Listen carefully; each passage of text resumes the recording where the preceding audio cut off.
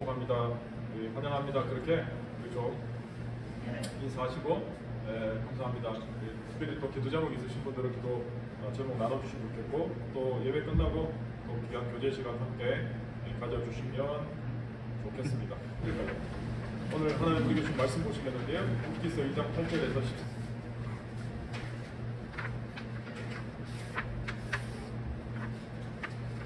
제가 주보를 뭘 건드렸는지 갑자기 글씨체가 막 바뀌어버려가지고 글씨가 너무 작아져서 너무 죄송합니다. 다시 다음 주부터 키워드리도록 하겠습니다. 룻기서 2장 8절에서 13절까지인데요. 제가 한 절 여러분 한 절 그렇게 교독으로 읽어보시겠습니다. 8절부터 보아스가 룻에게 이르되 내 딸아 들어가 이삭을 주우러 다른 밭으로 가지 말며 여기서 떠나지 말고 나의 소녀들과 함께 있으라.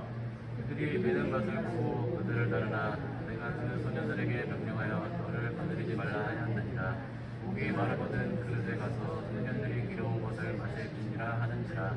룻이 엎드려 얼굴을 땅에 대고 절하며 그에게 이르되 나는 이방인이거늘 당신이 어찌하여 내게 은혜를 베푸시며 나를 돌보시나이까 하니 보아스가 그에게 대답하여 이르되 내 주로 내가 시어머니에게 행한 모든 것과 내 부모와 국을 떠나는 그에게 온 일이 네게 분명히 알려졌느니라. 여호와께서 내게 행한 일에 보답하시기를 원하며 이스라엘 하나님 여호와께서 그의 날개 아래에 보호받으러 온 내게 온전한 상 주시기를 원하노라 하는지라. 13절 시작. 룻이 이르되 내 주여 내가 당신께 은혜를 입기를 원하나이다. 나는 당신이 한 해 중에 하나라고도 갖지 못하오나 당신이 이 한 해를 위로하시고 마음을 기쁘게 하는 말씀을 하셨나이다 합니다. 아멘. 룻기서 2장 8절에서 13절 읽었는데 사실은 뒷부분에 17절 넘어까지 연기를 했는데 성경이 너무 길어서 제가 좀 잘랐습니다. 오늘 말씀 제목은 은혜를 입은 하나님의 사람 룻입니다. 은혜를 입은 하나님의 사람. 저와 한번 따라하시죠. 은혜를 입은 하나님의 사람. 은혜를 입은 하나님의 사람. 은혜를 입은 하나님의 사람. 하나님의 사람. 우리 옆에 분에게 이렇게 양옆에 있는 분에게 한번 우리 다시 축복하는 의미로 하나님의 은혜를 입으시기 바랍니다. 우리 그렇게 한번 축복하는 네, 우리가 살면서 하나님의 은혜를 입는 게 정말 중요한 것 같아요. 다른 어떤 것보다 하나님의 은혜를 입고 산다는 게 정말 복이고 그 자체가 얼마나 감사한가 다시 한번 오늘 이 말씀을 통해 생각이 될 것 같습니다. 제가 사람들한테 몇 번이나 소개한 책들이 있는데요. 목사다 보니까 이제 책 읽기를 좋아하고 책을 항상 읽으니까 책을 소개하는데 가족의 두 얼굴이라는 책이 있습니다. 제가 사람들한테 책 어떤 책 읽으면 좋습니까 할 때 꼭 읽어보라고 소개한 책인데요. 아마 읽어보신 분도 있을 것 같은데 이 책의 저자는 가족 치료 상담학 전공자입니다. 그래서 독일에서 학위를 끝내고 특별히 가족 치료의 다양한 방법들 중에 트라우마를 통한 가족 치료를 전공하신 분인데 이분이 이제 한국으로 이제 귀국하게 됐습니다. 한국의 어떤 모 대학교의 교수로 제의받아서 이제 들어오셨는데 그 책 첫머리에 자기 자신의 이야기를 시작하면서 이제 그 글이 시작이 됩니다. 이 저자가 박사학위 마치고 한국 들어온 지 얼마 안 돼서 모 대학의 교수 생활을 이제 하니까 강의 첫날 이제 열심히 아마 좀 시간이 간당간당했나 봐요. 그래서 강의실을 막 찾아갔는데 드디어 이제 강의실 들어가려고 왔는데 이 교수님인 걸 알아본 한 여학생이 자판기에서 커피를 한 잔 뽑아서 이분한테 커피를 권하는 거예요. 그러니까 강의 시간이 다 되니까 자기는 커피 마실 이유가 없으니까 괜찮다 하고는 사양하고 강의실에 들어갔다는 거예요. 근데 보니까 저 뒷문에 그 여학생도 들어왔다는 거죠. 강의실에 마침 자기 강의. 이런 이제 그때부터 시작되는 겁니다. 이 여학생 표정이 갑자기 일그러지고 심상치 않더니 강의 도중에 전혀 강의와도 상관없는 질문을 막 계속 난처해집니다. 근데 그때만 하는 게 아니고 한 학기 내도록 그렇게 교수가 너무 힘들 정도로 그렇게 질문을 해대는 거예요. 한 학기가 끝날 무렵에 우리 보통 요즘 코로나 이제 잘 모르겠지만 옛날에 우리가 종강하면 종강 파티라고 이렇게 강의실에 막 음료수도 사오면서 이렇게 교수님하고 마지막 담소 나누고 하는 시간들이 있었지 않습니까? 그래서 종강전 마무리하는 시간으로 이렇게 원탑으로 이렇게 둘러앉아서 각자 자기 이제 이야기하려고 하는데 해필이면 그 여학생이 자기 옆자리에 탁 앉는 거예요. 이렇게 앉으면서 별의별 생각이 다 드는 거죠. 이 친구가 마지막까지 나를 괴롭히려고 하나? 그러면서 그 순간 이 학생이 자기가 마시던 반쯤 마셨던 그 주스병을 이 교수님한테 마시라고 탁 내미는 거예요. 그래서 그때 머릿속이 자기가 복잡해요. 아무리 젊은 교수지만 새로운 주스를 권하는 게 예의지 이게 나를 무시하는 행동이 아닌가? 그러면서 이제 온갖 생각들이 막 지나가는데 강의 첫날 커피 한 잔 거절했다가 호되게 신고식을 했잖아요. 그래서 그냥 그 주스를 단숨에 그냥 들이켰다는 거죠. 아마 그때는 코로나 전이니까 그냥 했다는 거죠. 주스병을 다 비우고 나니까 갑자기 이 학생 표정이 싹 바뀌는 거예요. 천사의 표정. 그러면서 교수님한테 이렇게 인사하는 거예요. 교수님, 한 학기 동안 너무 수고하셨어요. 제가 너무 큰 도움을 많이 받았어요. 다음 학기에 또 들어도 되지요. 이러더라고요. 그리고는 이 여학생이 어린 시절에 이제 자기 이야기 하는 거예요. 사실은 처음에 교수님 처음 뵀을 때 용기가 나지 않았는데 자기가 숙기가 없었지만 용기를 내어서 교수님한테 커피를 한 잔 대접하려고 했는데 거절을 당했다. 그 거절을 당하는 순간 너무 무한하게 종이컵을 들고 있는 자기가 너무 비참해지고 명치 끝에서부터 갑자기 뭔가 아픔이 막 올라오는 도지는 걸 느꼈다는 거예요. 그러면서 여러 가지 감정이 한꺼번에 올라와서 과거에 엄마 아빠 부모님한테 받았던 상처가 막 복합적으로 왔다는 거예요. 결국은 이 학생의 무의식 속에 자리 잡고 있던 이 거절의 상처가 부모님한테 느꼈던 그 실망과 분노, 억울함의 상처가 이 교수님한테 그대로 투사된 거죠. 이걸 심리학에서는 전이 감정이라고 그러거든요. 전이 감정. 이 전이 감정은 우리 인간관계 속에서 빈번하게 일어나는 감정입니다. 과거에 받았던 상처, 과거에 받았던 여러 가지 아픔을 비슷한 상황 속에서 연출될 때 돌출되는 감정이라고 보시면 됩니다. 그래서 우리는 살면서 채워지지 않았던 어떤 필요나 상처가 시간 지나면 시간이 다 약이야. 시간 지나면 다 해결되고 그런데 시간 지나서 해결되는 게 아닙니다. 우리 의식에서는 넘어가지만 우리 무의식 속에서 그게 자리 잡고 있다가 사람과의 관계 속에서 비슷한 사건이나 상황이 도출되면 다시 재현되는 거예요. 다시 폭발하는 거죠. 다시 나오는 거죠. 여러분 사람이 살면서 상처 좀 덜 받고 그죠? 아픔 좀 없이 살면 얼마나 좋겠습니까? 프랑스의 바스피레네 지방의 위레뉴 교회라는 그 교회 한편에 해시계가 있는데 그 해시계에 이런 문장이 새겨져 있대요. 인간은 상처만 주다가 죽는다. 인간은 상처만 주다가 죽는다. 이렇게 돼 있대요. 아마 우리 중에도 지금까지 나는 살면서 단 한 번도 아픔을 겪지 않았다. 상처 없이 살았다. 당당하게 말할 수 있는 사람 없을 겁니다. 아마 우리 중3짜리 우리 현민이도 상처받았을 거예요. 분명히.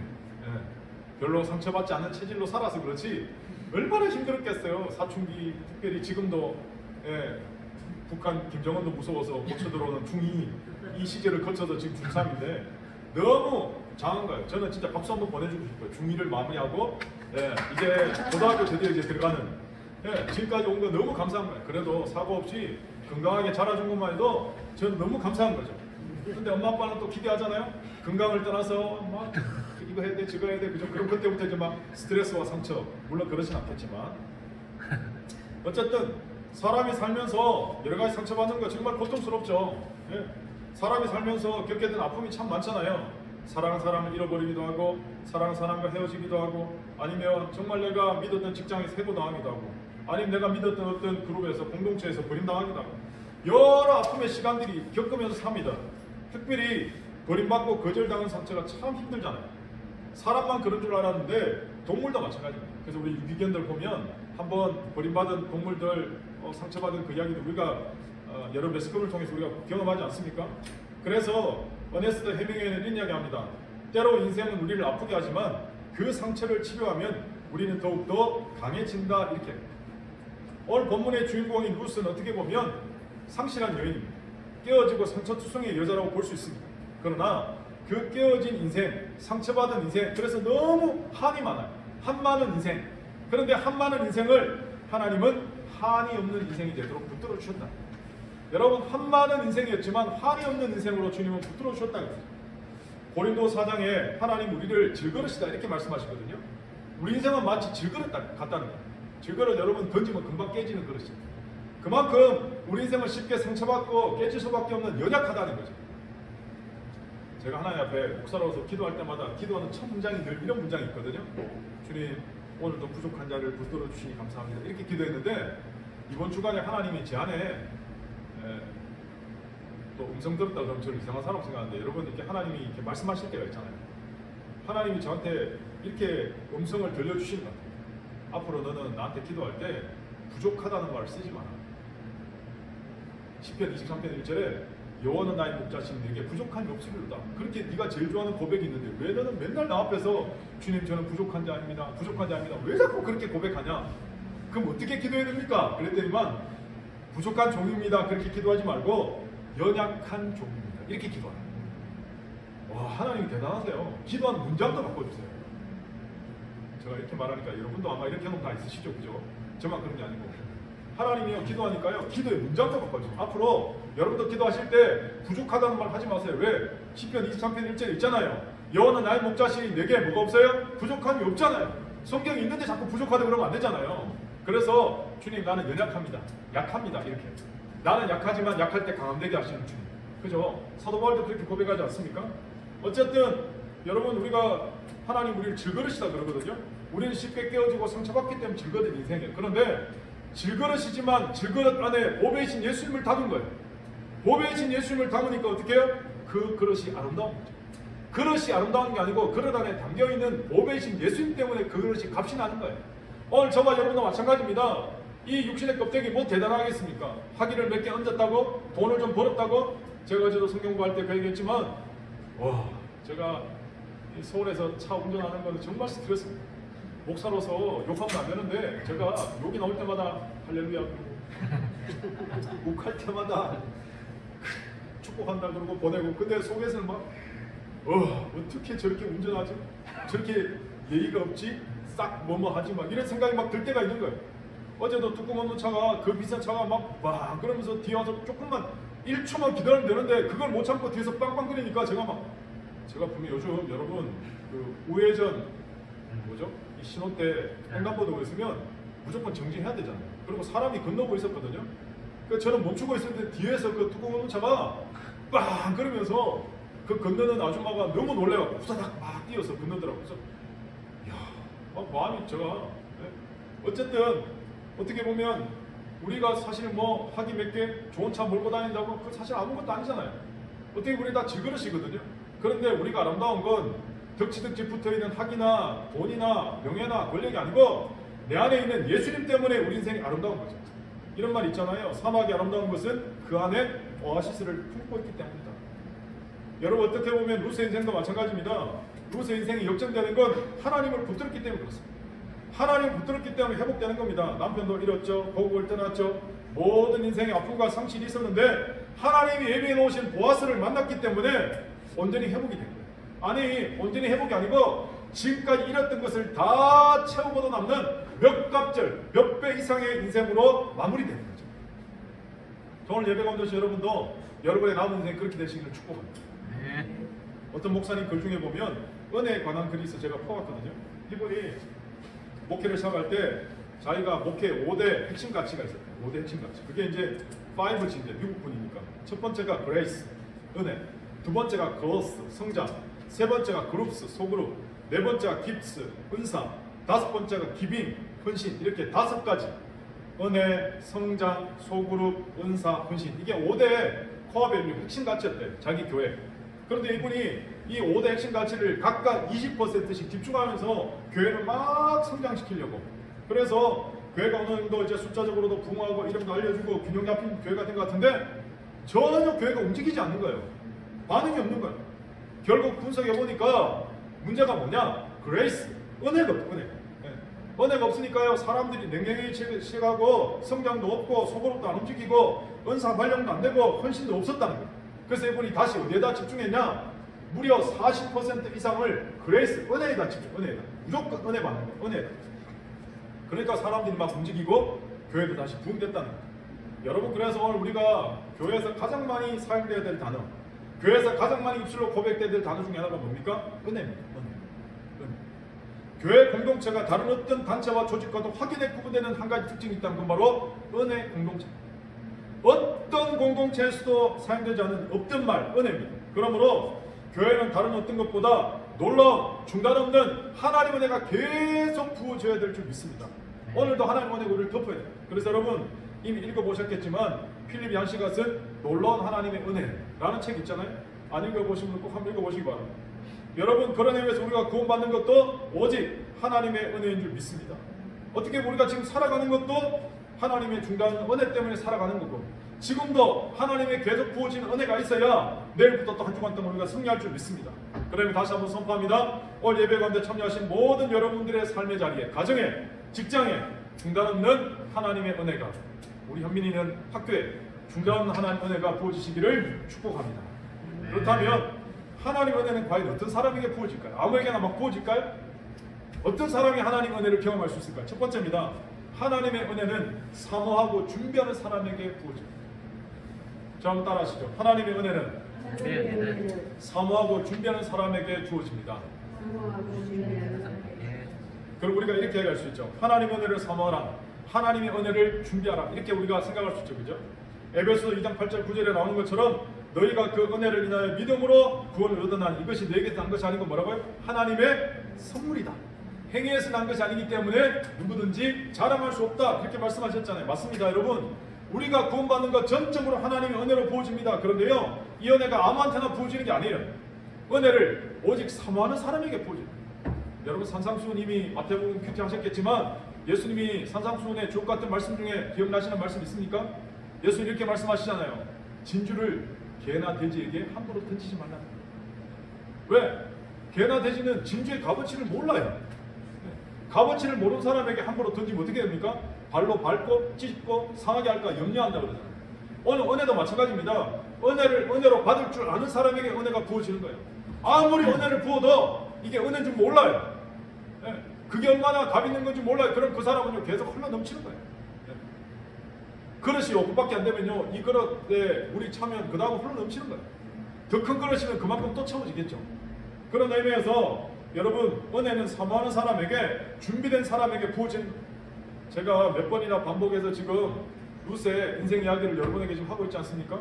아마 제 설교 중에 룻 이야기 여러분 이제 몇 번 들으신 분들 계속 계실 텐데 아직 2장입니다. 사실 4장까지 안 갔거든요. 그래서 제가 지금 계속 룻 이야기 하고 있는데 어떻게 보면 21세기 대한민국 땅을 살아가는 우리 인생하고 좀 비슷하다 이런 생각합니다. 저도 한때는 삶의 여정 속에서 힘든 적이 있었거든요. 고민한 적이 참 많았거든요. 그때를 생각하면 제가 그때 그럼에도 불구하고 아니 최근에도 계속 붙들고 있었던 건 뭐냐? 하나님이 그래도 다 하실 거예요. 하나님이 그래도 다 하실 거예요. 그리고 또 하나는 하나님이 분명히 모든 것을 갚아주실 거예요. 그리고 로마서 8장 28절 우리 너무 좋아하잖아요. 우리가 알거니와 하나님을 사랑하는 자 곧 그 뜻대로 부르심을 입은 자들에게 어떻게 해요? 모든 것이 합력해서 선을 이루는. 제가 하나님 분명히 합력해서 선이 될 줄을 믿습니다. 이거 붙들었기 때문에 그리고 더 나가서 하나님 제게 은혜를 좀 부어주십시오. 은혜가 좀 필요합니다. 그래서 어떻게 보면 이 시간을 지나고 뻗었던 것 같아요. 여러분 오늘 우리가 8절부터 읽었지만 룻기서 2장 2절에 보면 룻이 이렇게 고백하거든요. 모압의 룻이 나오미에게 이르되 원하건대 내가 밭으로 가서 누구에게 은혜를 입으면 내가 누구에게 은혜를 입으면 그를 따라서 이삭을 주겠다. 룻이요 내가 누구에게 은혜를 입으면 이렇게 고백하는 거예요. 여러분 룻은 자기 고향 땅 고국을 떠날 때부터 하나님의 은혜와 도우심을 갈망한 여인이었어요. 소문으로만 들었던 그 하나님 그 복음의 능력을 붙든 거죠. 10절에도 또 이렇게 나오거든요.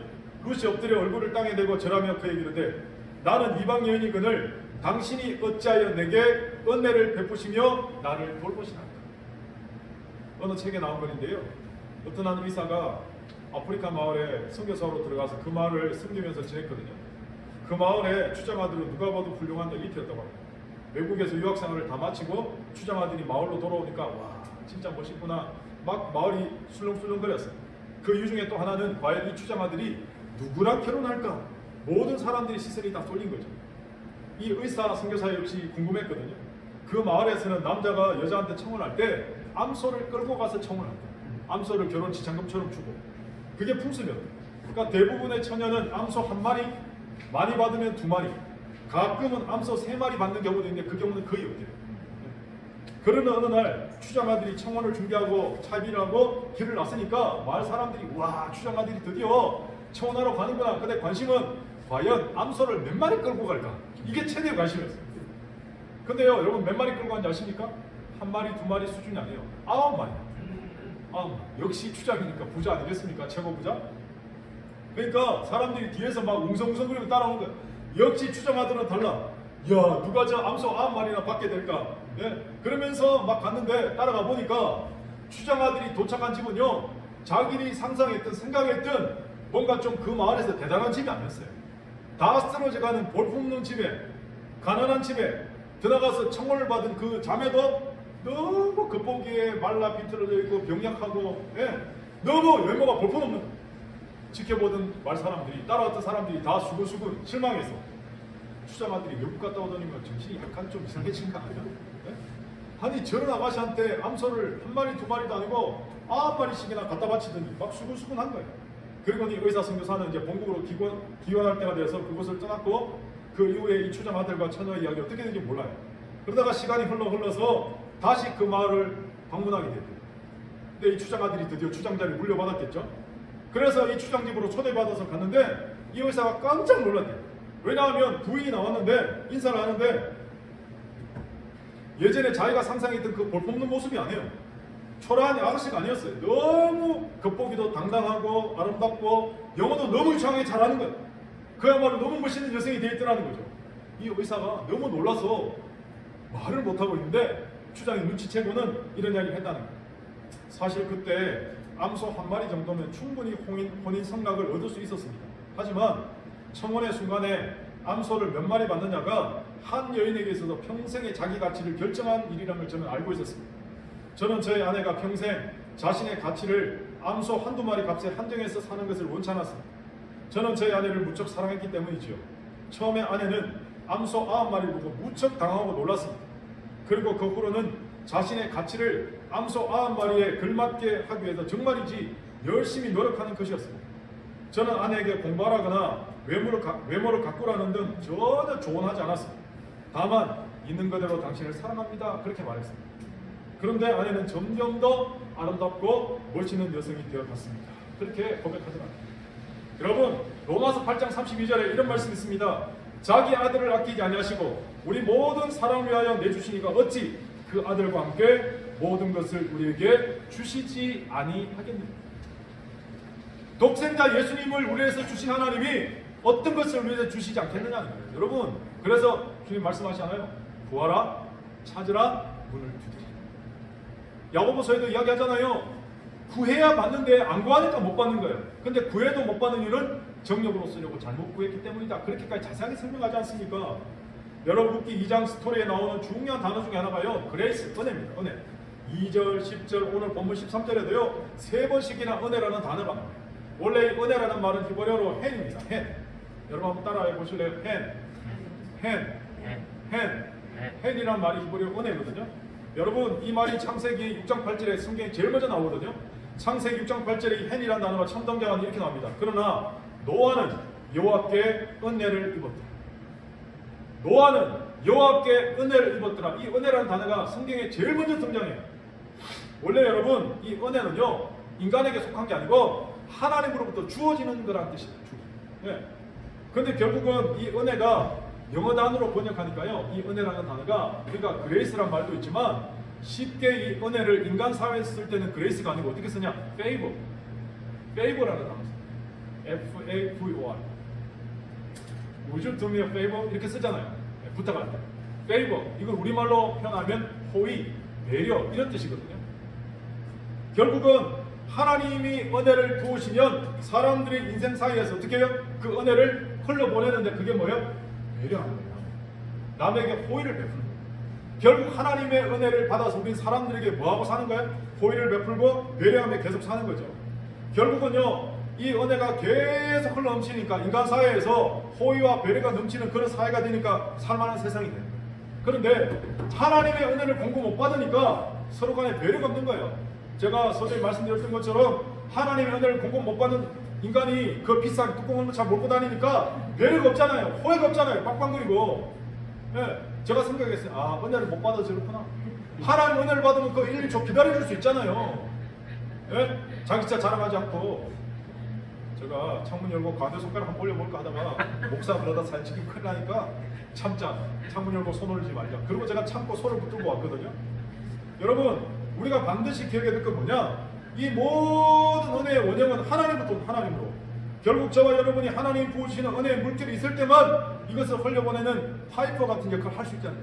그래서 여러분 예배가 중요합니다. 예배 가운데 하나님의 은혜를 넘치도록 공급받으시길 다시 한번 축복합니다. 여러분 그럴 때 우리는 살아나는 거예요. 은혜는 누구에게 주어집니까? 사모하는 사람에게. 준비하는 자에게 하나님의 은혜가 부어질 줄 믿습니다. 여러분 하나님 은혜가 주어지도록 사모해 보시기 바랍니다. 준비해 보시기 바랍니다. 여러분 삶에 하나님 은혜가 충만히 부어지기를 다시 한번 축복합니다. 두 번째, 어떤 사람에게 은혜가 부어집니까? 영적으로 깨어있는 사람에게 하나님 은혜가 부어집니다. 룻은요 정말 외로운 여인이었어요. 그런데 홀로 설 줄 아는 여인이었어요. 많은 사람이 가는 길로 가지 않았습니다.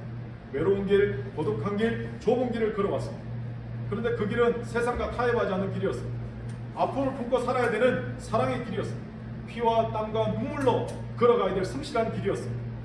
여러분 홀로 깨어있는 여인이 바로 룻입니다.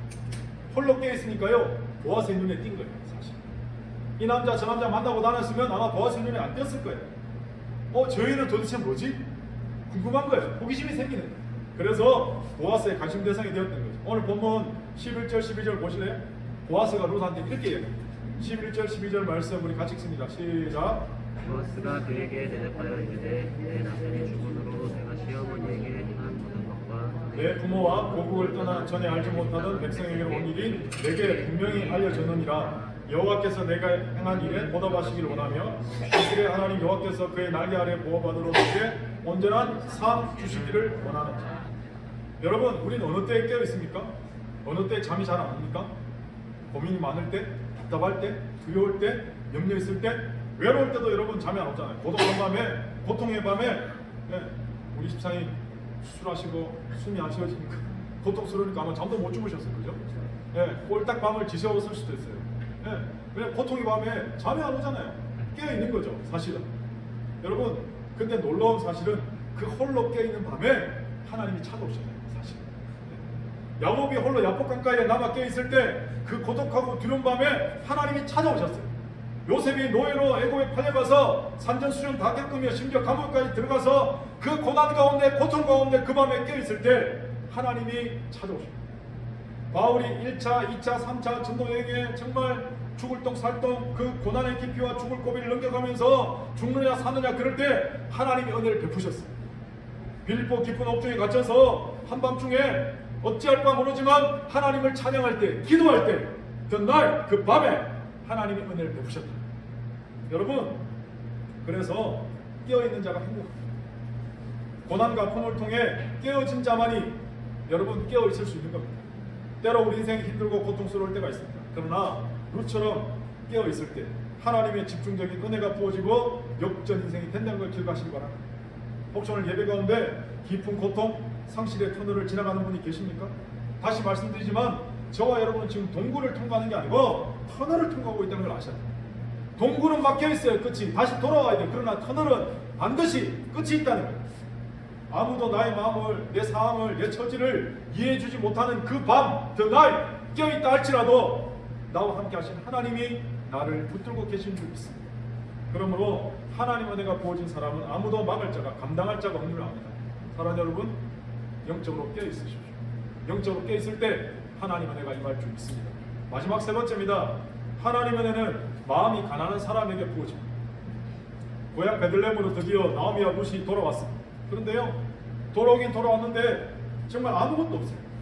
기댈 대상도, 의지할 대상도, 그야말로 정말 완전 밑바닥, 가장 불쌍한 처지. 고대 시대에 남자가 없다는 건 기둥이 무너졌다는 거거든요. 아무런 울타리도 없어요. 두 여인이 고향으로 돌아왔는데 하나는 이방인, 걔보다 더 못하게 취급하는 이방인. 그러니까 여러분 어떻게 취급당하겠어요? 그런데 은혜를 받기 위해서 이들이 준비합니다. 영적으로 깨어있는 겁니다. 여러분 읽지 않았지만 룻기 2장 17절 이하에 보시면 드디어 룻이 내가 누구에게 은혜를 받으면 입으면 이삭을 죽겠나이다 하고 시어머니한테 얘기하고 가잖아요. 누구 밭인지 몰라요. 그냥 기도 간 거예요. 기도 갔는데 마치 누구 밭이었어요? 보아스 밭이었어요. 나는 우연히 갔는데 가보니까 결과적으로 마침 보아스를 만난 거예요. 여러분. 그러니까 하나님의 사람은요 내일 일은 몰라요. 제가 어제도 얘기했지만 요즘 저의 18번 곡이 내일 일은 몰라요. 장래일도 몰라요. 제가 예수 믿을 때 제일 좋아했던 찬양인데 한동안 잊어버리고 살았거든요. 근데 요즘 극동방송 듣는데 극동방송에서 거의 일주일에 몇 번씩 틀어주는 거예요. 나 들으라고 틀어주나. 막 그런 생각이 착각을 정도. 내일 일은 몰라요. 장래일도 몰라요. 그 찬양 계속 고백하는데 그렇죠. 내일을 모릅니다. 장래를 우리가 어떻게 알겠습니까? 내가 지금 하는 이 사업이 잘 될지 안 될지 어떻게 알겠습니까? 내가 가는 이 길이 진짜 맞는 길인지 안 길인지 어떻게 다 알겠습니까? 그런데 하나님은 아시잖아요.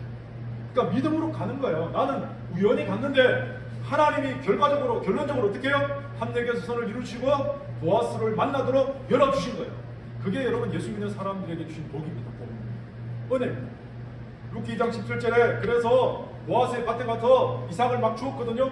어마어마하게 주었어요. 그래서 밤에 돌아와서 시어머니한테 뮤주얼 고주얼 막 어머니 제가 마침 갔는데 보아스를 만났어요. 그리고 너무 나에게 친절하게 잘해줬고 뭐 밥도 얻어먹고 너무 따뜻한 대접 받았어요. 막 그런 이야기 막 한 거예요. 일이 너무 잘 풀렸다고. 네. 그런데 시어머니 나오미는요 룻한테 단순히 양식을 많이 모았다 이거에 관심 있는 게 아니고 앞으로 하나님이 어떻게 인생을 이끌어갈지 그리고 앞으로 룻에게 기업 물을 자를 어떻게 보내실지에 대해서 영적으로 지금 준비하고 깨어있는 나오미의 모습을 볼 수 있는 거예요. 룻도 마찬가지지만 여러분 시어머니 나오미는요 정말 인생에 한이 많은 인생입니다. 세상적으로 보면요 제정신으로 살 수 없는 여인입니다. 왜냐하면 모든 걸 다 잃어버렸거든요. 재산도 잃어버렸죠. 믿었던 남편도 죽었죠. 그나마 자신의 분신과도 받았던 두 아들도 한꺼번에 세상 떠났잖아요. 마지막 꼴랑 하나 남은 자존심만으로도 완전히 내 바닥, 내 팽개 쳐졌잖아요. 그런데 그게 끝이 아니었어요. 이방 여인 며느리 룻을 만났죠. 아니 이방 여인 룻을 만났는데 여러분 모든 것을 다 잃어버렸는데 이방 며느리 룻을 만났는데 룻 한 사람을 통해 나오미 인생이 완전히 다 회복이 됩니다. 완전히 됩니다. 제가 그래서 청년들한테는 이야기 자주 하거든요. 그래서 너무 많은 사람 쫓아다니지 마라. 이 사람 저 사람 쫓아다닐 필요 없다. 루카 같은 사람 한 사람만 만나면 한 사람, 보아스 같은 사람 한 사람 만나면 인생은요 역전되고도 남아요. 나오미가 그렇게 철저히 세상으로 볼 때 완전 폭망한 인생인데 룻 한 사람 만나는 게 어떻게 됩니까? 그것도 그 시대에 사람 취급도 안 당하는 모압인 룻을 만났는데 여러분 나중에 이제 루키 제가 계속 말씀드리겠지만 나오미의 인생 마지막이요 완전히 그 정도로 복받을 수 있을까 싶을 정도로 회복이 됩니다. 누구 때문에? 룻 때문에. 그러므로 사랑하는 여러분 영적으로 깨어있는 한 사람만 만나면 됩니다. 오늘 우리 인생도 한 사람만 제대로 만나면 우리 인생이 회복될 줄 믿습니다. 여러분 그러려면 어떻게 돼요? 저와 여러분의 마음이 가난해야 됩니다. 그래서 마태복음 5장 3절에 심령이 가난한 자가 복이 나니 천국이 그들의 것이다. 주님 말씀하십니다. 원래 헬라어로 가난을 뜻하는 단어가 페네스와 푸토코스가 있는데 두 단어의 뜻이 다릅니다. 페네스는 하루 벌어 하루 겨우 먹고 사는 가난을 말합니다. 그런데 푸토코스는 누군가 도와주지 않으면 살아갈 수 없는 절체절명의 가난을 뜻해요. 그런데 마태복음 5장 3절에 주님 말씀하신 심령이 가난하다는 페네스가 아니고 푸토코스예요. 다시 말해서 내가 주님 아니면 살 수 없습니다. 내가 주님 안 붙들면 나는 인생 끝입니다 하는 이 절박한 마음으로 주님을 붙드는 그 마음이 심령이 가난하다. 오늘 절박하고 간절한 마음으로 하나님을 찾으면 하나님은 그 가난한 마음을 하나님을 찾는 통로로 사용하신 것입니다. 다윗이요 10년 이상 장인인데도 자기를 죽이려고 창들고 1000명 2000명 정예병 보내서 자기 왕권 탐하는 줄 알고 사위인 다윗 죽이려고 온 사방 나라 국경 끝을 이잡듯이 돌아다니까 다윗이 도망다니다가 심지어는 자기의 적국인 블레셋까지 도망가고 심지어는 침 흘리면서 미친 척까지 하고 그런 인생을 다윗이 살았잖아요. 그럼 여러분 생각해 보세요. 다윗의 최대의 소원 여러분 입장 바꿔놓고 뭐겠습니까? 나의 원수 사울이 빨리 사라지면 좋겠다. 그렇지 않겠습니까? 그렇게 되면 내가 빨리 이 고난에서 벗어나면 좋겠다. 우리 보통 그렇게 생각하잖아요. 내가 너무 힘들면 빨리 힘든 과정 빨리 끝냈으면 좋겠다. 그런 거잖아요. 학생들은 시험 기간 되면 어떻게 생각합니까? 빨리 시험 기간 끝났으면 좋겠다. 근데 시험 기간 끝났다고 끝입니까? 중간고사 끝나고 기말고사 끝났으면 또 그 다음 시험 그 시험이 끝. 현민아 목사님이 학교 다닐 때 시험 치기 싫어서 군대로 도망갔거든. 군대는 시험이 없을 거야. 아 진짜 여러 가지 이유가 있죠. 군대 가면 시험 안 칠 거다. 야 드디어 시험에 해방됐다. 군대 30개월만큼 시험 안 치겠지 갔더니만 이상한 사단장 때문에 한자 시험 치고 예? 군인들이 한자가 뭐 필요해요. 한자 시험 쳐서 1등부터 꼴등 매겨갖고 꼴등은 막 화장실 청소시키고 예? 제가 군대 갔을 때 막 사육시키고 그러니까 길을 쓰고 또 제가 가방끈이 좀 긴 거예요. 그러니까 한자 시험 칠 때 항상 나를 또 대표로 내보내는 그러면 제가 제일 막내니까 잘 쳐야 되잖아요. 그 밤새도록 군대에서도 한자 공부한다고. 여러분 그 한자 그 덕분에 요즘 한자 잘하는지 모르겠지만 어쨌든 여러분 군대에서도 시험 치더라고요. 근데 여러분 다윗이 사울이 사라지기를 그렇게 원했을 텐데 사울이 어느 날 길보아 전투에서 죽었다는 소식을 들었을 때요, 다윗이 에라디야 할렐루야, 여러분 절대로 1도 그런 말 안 하고요, 다윗이 시편 40편에 이렇게 고백합니다. 나는 가난하고 궁핍하나 주께서는 나를 생각하시오니 주는 나의 도움이시오 나를 건지시는시라 나의 하나님이여 지체하지 마소서. 시편 40편 17절에요 다윗이 사울이 죽었다, 자기 원수가 없어졌다, 그거에 관심 있는 게 아니고 하나님 앞에 나는 지금도 마음이 가난한 자입니다, 나는 지금도 마음이 궁핍한 자입니다, 하나님 나를 불쌍히 여기시옵소서. 여러분 이거 대단한 거 아닙니까? 오늘 저는 우리가 다윗의 마음을 가져야 된다고 생각합니다. 다윗의 마음을 배워야 된다고 생각합니다. 이 마음이 바로 룻의 마음, 나오미의 마음입니다. 오늘 우리의 약함은 하나님께서 당신의 능력을 보여줄 기회가 된다, 이런 말이거든요. 사랑하는 여러분, 말씀 마무리하면서 저는 여러분 모두에게 하나님의 중간없는 은혜가 다시 한번 부어지기를 축복합니다. 오늘 하나님 은혜만 부어지면 우리는 살아날 수 있습니다. 그런데 어떤 사람에게 하나님 은혜가 부어집니까? 은혜를 사모하는 사람에게, 은혜 받기를 준비하는 사람에게, 더 나아가서 하나님의 은혜를 공급받기 위해서 영적으로 깨있는 사람에게 부어줄 줄 믿습니다. 마지막으로 마음이 가난한 사람에게 하나님의 은혜가 부어진다는 사실입니다. 그 부어지는 하나님의 은혜를 통해 여러분 승리하시기를 축복합니다. 여러분이 그렇게 돼야 여러분 가정이 삽니다. 더 나아가서 고통받는 이 사회의 인종을 살릴 수 있습니다. 그러면요 우리의 생각이 바뀌고 삶이 바뀌는 거예요. 그러므로 다시 하나님의 은혜를 충만히 공급받는, 더 나아가서 나만 공급받고 끝내는 게 아니고 그 받았던 은혜를 다시 흘려보내는 페이브에 배려하고 살아가는 보아스 같은 축복의 통로가 되시기를 예수 그리스도 이름으로 축복합니다.